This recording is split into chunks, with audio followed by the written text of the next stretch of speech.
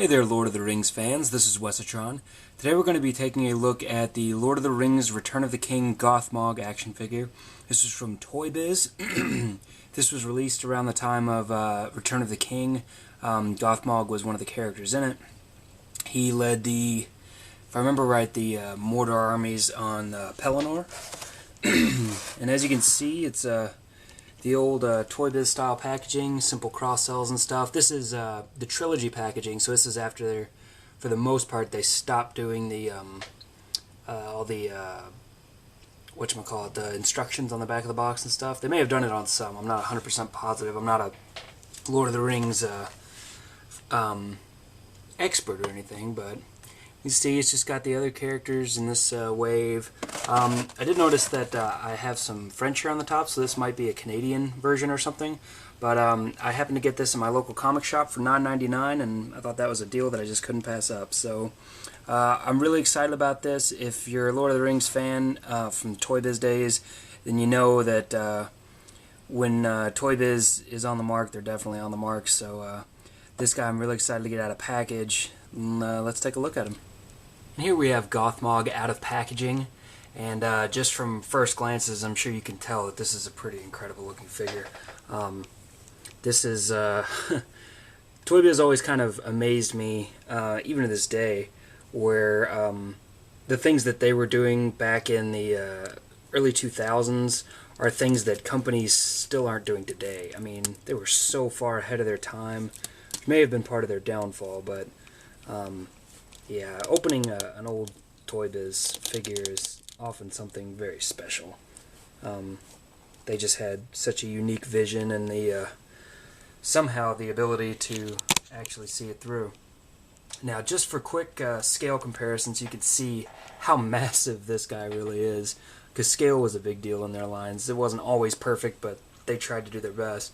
This is Gothmog standing, not fully. Let me get him a little straighter standing. There we go. He's not going to want to stand, though.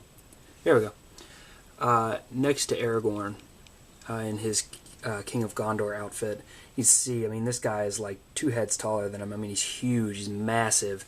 And it makes for a really great, if you wanted to, you know, do a showdown. Obviously, this isn't the Pelennor Aragorn, but that figure is available. If you wanted to do a showdown, it'd be really, really awesome. So, kudos to Hasbro for doing that. And also, before we get a good look at the figure, in the packaging, I did find that they did a universal instruction sheet for everybody in the wave.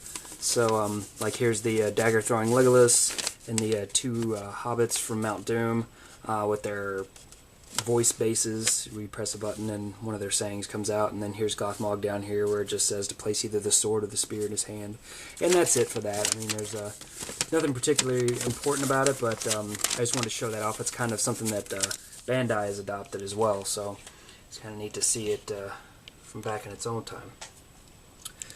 So Gothmog here just looks absolutely incredible. The paint is amazing, like just insanely amazing. Like, this is the type of stuff you're only seeing on NECA nowadays, in, you know, higher end retailers. I mean, or higher end manufacturers. Excuse me. This guy's just incredible. Let me get a little closer here, so you can really see some of the detail on his face. I mean, it's just amazing what they were able to do. Look at that creepy eye. Just incredible. I mean, rusty armor, pockmarked, of course, you know. The underclothing, all like got corduroy lines on them, you know, so it's quilted, so it looks, you know, more like armor.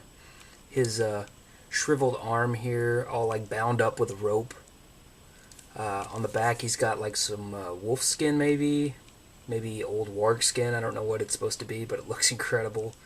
Everything looks like what it's supposed to be. Leather looks like leather, metal looks like metal, or iron in particular. It's just absolutely incredible. Looks gorgeous. Yeah, this guy he just looks amazing. As far as accessories, the first is his sword here, which is sort of scimitar-ish, kinda. There's no guard for the handle here, for the grip. So I guess it's just mostly for hacking and not expecting any resistance, which kind of fits Gothmog's personality. He was a pretty mean character. And then here's the spear. I haven't seen the movie in a while, but I want to say he took this spear from maybe another orc and killed somebody, maybe even the orc himself. I can't remember. If you remember, tell me in the comments below, but you can see this rusted paint job on it. On the wood itself, you know, you can see the grains in the wood. Very, very nice stuff. Very amazing. Kudos, Toy Biz. I wish you were still a company. Now, on to the articulation. We've got a swivel in the head and also a hinge, so he can look pretty far back. Not that he would ever need to. What's bigger than Gothmog? And then down a bit, he is a little hindered by the collar, so he's not going to look too far down, but just a little bit, which is unfortunate for his kind of hulking stance because he doesn't have an ab crunch. So you may have to kind of lean him forward a bit if you want him to face down on someone, but still pretty good. They could have bent that forward a little bit, you know, carved that out, but you know, it's not the worst thing in the world. I mean, it's still a gorgeous figure. Swivel hinge shoulders. This one's a little blocked by his mound there, his little Quasimodo thing, and the right is a little blocked by his armor here, but not terribly. I mean, Gothmog wasn't a really athletic guy anyway, but you know, if you're just looking for a huge orc for your collection, that might bother you. Swivels in the biceps, and on this arm, because it is all shriveled up and he never really used it much, he's got only a swivel in his wrist, but they made up for it in this arm by giving him a double hinged elbow, so he can get really, really nice range with that. I mean, that's fantastic. It looks great. Interestingly enough, they did not do a swivel on this hand. I'm really shocked that they decided, instead they did a hinge for in and out, which is cool. I always like hinges, but I'm really, really surprised that they didn't decide to do a swivel there. Especially for someone who uses a sword. That seems a little strange. But as I said before, not the end of the world. He does have articulated fingers from his thumb, which swivels on its own axis right here. And then hinged fingers, and he's got one that sticks out on its own, his index finger, and then the others are all connected, but they are hinged, so you have to close them up like that. He makes actually a nice fist, which is unusual for hinged fingers. Unfortunately, though, you know, big weapons and things like that, a lot of times he's not going to want to grab them very well, so you may have to play around with it a bit, or even use rubber bands to get him to hold his weapons, just because I'm not a big fan of hinged fingers, and that may just be me, but he seems like he holds his staff better than his sword, but I always find it difficult to have characters holding weapons with hinged fingers. See how easily that fell out? I'm just not a fan of them, but it is cool that they tried to add it, even if it wasn't 100% successful. Swivel waist. So he's got, you know, full 360, you know, great motion there. I would have liked an ab crunch, but you know, with the armor it might have been very difficult. They would have had to probably use a rubber overlay, which is a nice segue into our hips here.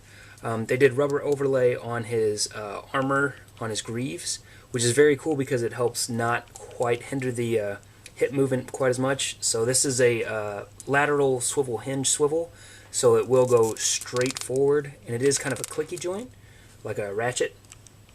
Focus.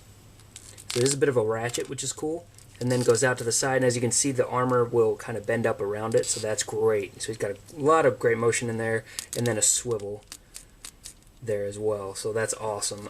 Double hinge knees. Go Toy Biz. I love Toy Biz's old double hinge knees and arms, their elbows rather. Incredible stuff. Hinged ankles. Goes about that far forward. Again, rubber armor here on the shins. Goes about that far back. Maybe a little bit further. Nope, that's it. A little blocked by his wrinkles back here. And then there is a little bit of tilt, so a little bit of a rocker ankle there, so you can get, you know, a little bit wider stance and keep his feet flat, which would be good for balancing on the shelf. And the same thing on this. It's not unique like the arms. So yeah, Gothmog. This is an absolutely incredible action figure. I am so lucky that I found this, because I had just told someone on the Fwoosh not to go paying a lot of money for this guy on the internet, because there are still some retailers like locally that would have them for $10 or under, and I went out the very next day and found them for $9.99. So that was kind of serendipitous for me. I knew I had to pick them up. I had never gotten them back in the day and kind of regretted it. This is just a beautiful figure. I did have a Lurtz figure at one point. If you didn't know, the actor who played Lurtz supposedly also played Gothmog. I haven't fact-checked that, but this isn't the Romney campaign, so I don't have to do that. So anyway, yeah, so I would like to compare those, but I don't have one on hand. I know he's around here somewhere, but I haven't been able to find him.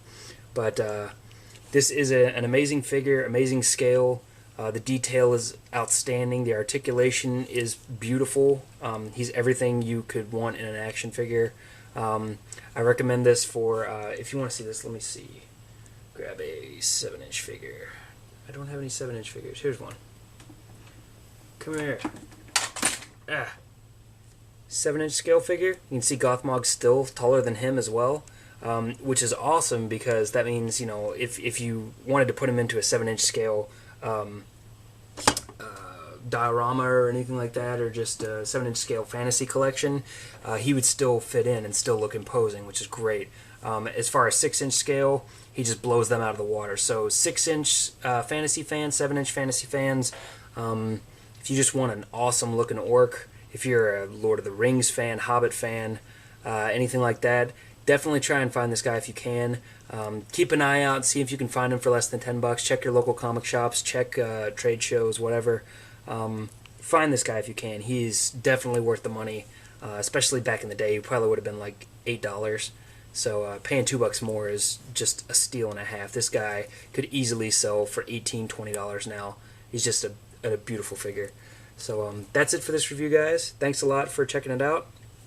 Make sure you check out infinitehollywood.com for Newt's Halloween. It's 31 Days of Halloween there again this year, so that's going to be some fun stuff. Already saw you got some movie reviews up and stuff, so good stuff there. Always check it out. Ask him questions. If you have any questions for me or about this figure, hit me up below. Let me know what you think. Did you get Gothmog? Do you like him? Do you hate him? Let's be serious. You didn't hate him. He's beautiful. Yeah, let me know what's going on with you guys, what's going on with your collecting. Love to talk about toys. Appreciate you stopping by. Thanks again, guys. Have a good one.